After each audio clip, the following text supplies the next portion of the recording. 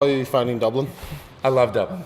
You been here before then? Or? No, never been. I flew in on, I arrived at 6 a.m. on Wednesday, and I've walked the city several times and drove to Giant's Causeway, and so I've seen Northern Ireland, and yeah, I mean, I'm just getting a sense of it. Obviously, it's a storied country, so but it's nice to be able to see a little bit of it. What's been your favorite site so far? Giant's Causeway, probably. It's just nice, isn't it? Yeah, it's great, and it's a geologic wonder. It's only happened in one place, so that's really exciting to see. But then I got lost driving home, and I ended up in Monaghan, and sort of saw the middle of the country and sort of the rolling hills, and it's just beautiful. So I really like that as well. In town, I loved Kilmainham Jail. That was a really good tour that they give. The old library at Trinity was great. Sometimes at night, the Temple Bar District is fun, I hear.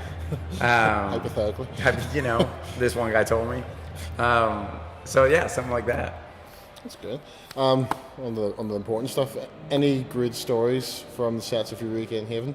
Any good stories? Good stories? There's not one good story. Dirty stories then? No, I mean, the funny thing about it is we didn't have a jokey set in that we didn't blow takes, we didn't do pranks, because it was so important to us that the comedy work, and it's really hard, to do a comedic show that has the drama in equal parts that works. So we spent a lot of time trying to get that right, and you would never blow a take on purpose for a joke, because you knew that meant you couldn't do an extra one. If you think about it, a director comes up through the ranks exclusively by themselves. They never work with another director. They're only directing themselves. So I've had the benefit of 35, 40 directors just on Eureka before I started. So I've seen this guy do this and that guy do that, and I've seen what works with him and what's a great idea for him. So I've had all these teachers to steal from and to learn from. So yeah, I think that part of it probably taught me more than directing. But what I love about directing is protecting the story, and protecting the actors and knowing them so intimately, and knowing what they like to do and what they want to have a chance to do, that when I see it in a story, I can preserve that in the meetings, so that when I get to set, I can say, and we carved out this moment for you, so do what you want to do. I know you want to do a thing with that. And they go, yes, I do. So, and they do something fun that's personal for them. Of all the episodes you directed, which one were you most proud of?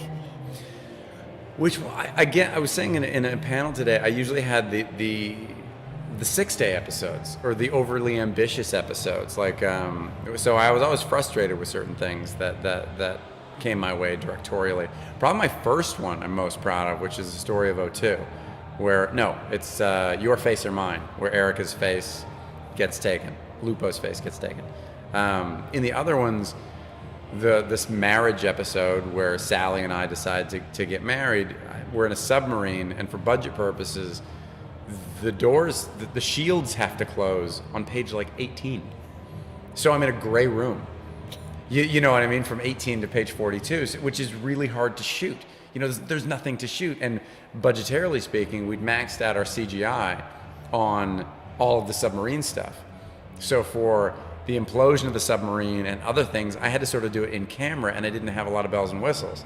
So I felt, had I had a bigger budget or a different construction, those would have been better. So I deal with those frustrations. I had less of those on the story on Your Face or Mine, which means it's probably the worst episode, but it's still my favorite, I think. Eureka itself had a lot of great sets, and you mentioned that they're all gone now, but what was your favorite set? The Sheriff's Office. I like the Sheriff's Office because it was a holdover from the pilot, when the concept was coming down that they wanted the green of the mountains and the purity of nature everywhere, juxtaposed with hyper-modern science and special effects, comedy, and then the hard-boiled detective. The 1940s sort of, he's a guy's guy, he's just a guy, he's nothing more, and that was represented by the sheriff's department, or the sheriff's office. So the dark woods and everything was a really important part of the show. and that's it. That was the only place it lived. Was there anything that changed between the pilot and the series that you didn't want to change? No, I mean, certain things didn't go as far as I'd want to go, absolutely. But, I'm glad it went in the direction that it went. I don't think we had the support or the budget to do a really good dark show. I think I'm very glad that it went comedic, because we needed that comedy to make the scripts more buoyant. I personally think that helps the series stand out so much. Yeah. Because you do have a lot of very serious shows and very dark shows still.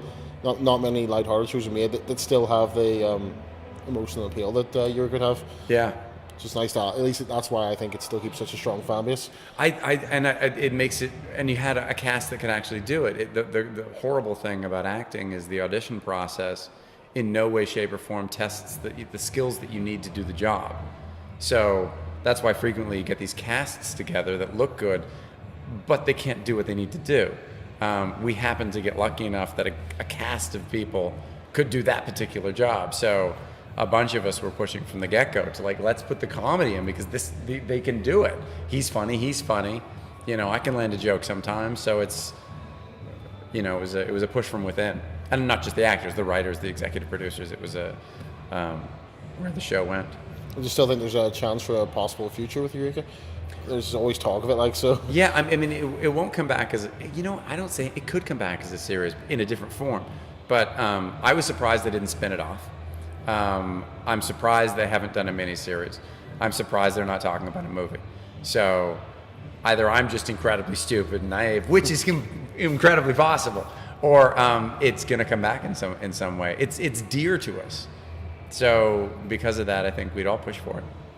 And well, you started out in Eureka from the very start of that, but then you had to jump into Haven in a later season. What was it like coming into an already established cast and series? Because I've known the executive producers of Haven for a decade, I knew Emily from. I tried to get her to throw up on a bunch of roller coasters on a press tour. I didn't win. I got her feeling sick though, but then she stopped. So. And I did a movie with Lucas, and I've known Eric for a long time. So if there's a place I was going to go to after Eureka, it couldn't have been a better place, where I was already friends with everybody. They were going to be nice. They were going to treat me poorly.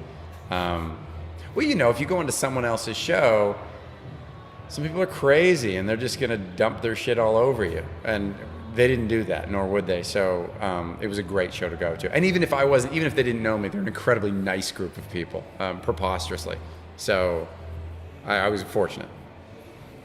Where would you draw your inspiration for in your acting anyway? Because you've had to do quite a lot of complex things with Eureka. Yeah. Where would you draw the inspiration for even the comedy and the drama? I think in the beginning, it went not Eureka, but when I started acting, I would always sort of say, who is this character and what would they do? That didn't work for me. My acting wasn't very good when I was doing it. I came across as wooden. I came across as a bad actor at times, I think. And then when I started to say, what would I do? How would I react? What's funny to me? That's when I really, all right, that's when it really started to get better for me. I started to pop in a way that I hadn't before. My work I got better responses from people. So because of that, I always bring it back to me. My inspiration is myself. Really, that's the story I'm getting to. Nothing inspires me more than me. What an idiot. You're not the only actor to say it. Matthew McConaughey said the same thing. So. Oh, does he? Yeah, but he probably says it cool and he sounds awesome. Well, he said it in his Oscar speech, so.